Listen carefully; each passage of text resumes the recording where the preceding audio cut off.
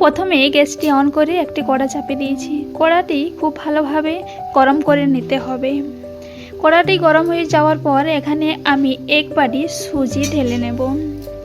সুজিটি খুব ভালোভাবে হালকা আঁচে নেড়ে চেড়ে ভেজে নিতে হবে। 1 থেকে 2 মিনিট এভাবে হালকা আঁচে ভেজে নিতে হবে যতক্ষণ না পর্যন্ত সুজিটি হালকা লাল লাল হয়ে আসছে। এটি হালকা লাল লাল হয়ে এলেই আমি এটি নামিয়ে অন্য একটি পাত্রে ঢেলে নেব। দেখুন আমার সুজিটি হালকা লাল লাল হয়ে এসেছে। এরপর আমি এটি অন্য পাত্রে ঢেলে নেব। এরপর আবার উনানে কড়া বসিয়ে দিয়েছি এবং তাতে নিয়ে নিচ্ছি সামান্য পরিমাণ সর্ষের তেল। সর্ষের তেলটি ভালোভাবে গরম করে নিতে হবে। তেলটি গরম হয়ে যাওয়ার পর এখানে আমি অ্যাড করে দিচ্ছি কালো সর্ষে এবং সামান্য পরিমাণ জিরে। এগুলো হালকা লাল লাল হয়ে এলেই এখানে আমি আগে থেকে কেটে রাখা বাদাম কুচি অ্যাড করে দিলাম।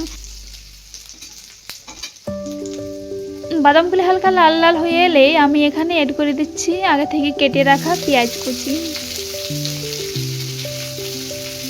আমি এখানে একটি ছোট্ট পেঁয়াজ ব্যবহার করেছি।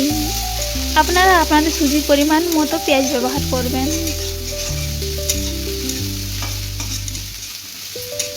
এখন এখানে আমি স্বাদ মতো লঙ্কা অ্যাড করে দেব। আপনারা যেরকম ঝাল খেতে পছন্দ করেন সেই পরিমাণে আপনারা লঙ্কা অ্যাড করতে পারেন।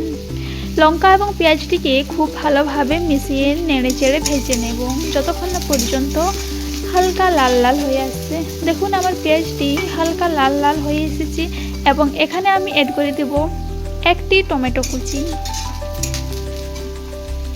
এখানে আমি 1 বাটি সুজির জন্য একটি টমেটো ব্যবহার করছি।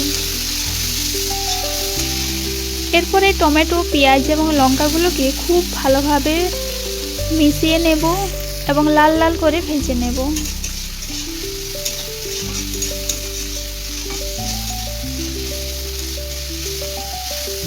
দেখুন টমেটোটি হালকা লাল লাল হয়ে এসেছে এবং এখানে আমি অ্যাড করে দিচ্ছি আগে থেকে গ্রেট করে রাখা একটি আলু। আলুটি আমি আগে থেকে গ্রেট করে জলে ধুয়ে পরিষ্কার করে রেখেছিলাম।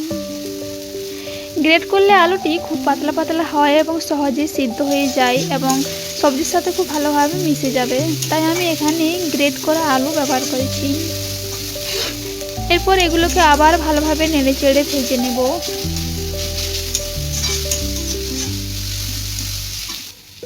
এখানে আমি দিয়ে দেব স্বাদ মতো লবণ।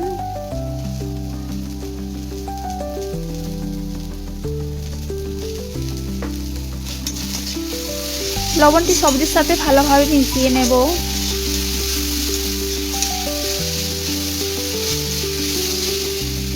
এরপর এখানে আমি অ্যাড করে দিচ্ছি খুবই সামান্য পরিমাণ চিনি, যাতে করে সবজির মধ্যে লবণের পরিমাণটা ঠিকঠাক থাকে। আপনারা যদি খুব বেশি মিষ্টি খেতে পছন্দ করেন তাহলে চিনির পরিমাণটা আর একটু বাড়িয়ে নিতে পারেন। আমি এখানে যেহেতু চিনি পছন্দ করি না তাই খুব সামান্য পরিমাণই ব্যবহার করলাম। এরপর দেখুন এগুলো খুব ভালোভাবে ভেজে নেওয়া হয়ে গেছে। এরপর এখানে আমি অ্যাড করে দিচ্ছি শুকনো কারি পাতা। আমার কাছে যেহেতু কাঁচা কারি পাতা ছিল না তাই আমি শুকনো কারি পাতা দিয়ে এটি রান্না করছি। আপনারা চাইলে কাঁচা কারি পাতা দিয়ে রান্নাটি করতে পারেন, তাতে টেস্ট আরও বেশি ভালো হয়। তবে হ্যাঁ, কাঁচা কারি পাতা ব্যবহার করলে সেটি প্রথমে তেল গরম হওয়ার পরে সেখানে অ্যাড করে ভেজে নেবেন, তাহলে রান্নাটিতে কারি পাতার স্বাদটি আরও খুব ভালোভাবে আসে। এরপর সুজিটি ঢেলে সবজিগুলোর সাথে খুব ভালোভাবে মিশিয়ে নেব। সুজিটিকে 1 থেকে 2 মিনিট এভাবে নেড়ে নেওয়ার পর হালকা জল দিয়ে আবার 1 থেকে 2 মিনিট খুব ভালোভাবে ভেজে নিতে হবে। দেখুন জল দেওয়ার পর সুজিটি তোলা পাকিয়ে গেছে, তাই এটিকে খুব ভালোভাবে হালকা আঁচে আবার 1 থেকে 2 মিনিট ভালোভাবে নেড়ে চুরচুরে বানিয়ে নিতে হবে। দেখুন আমাদের সুজির উপমা প্রায় রেডি হয়ে এসেছে। তো বন্ধুরা আমাদের সুজির উপমা রেডি।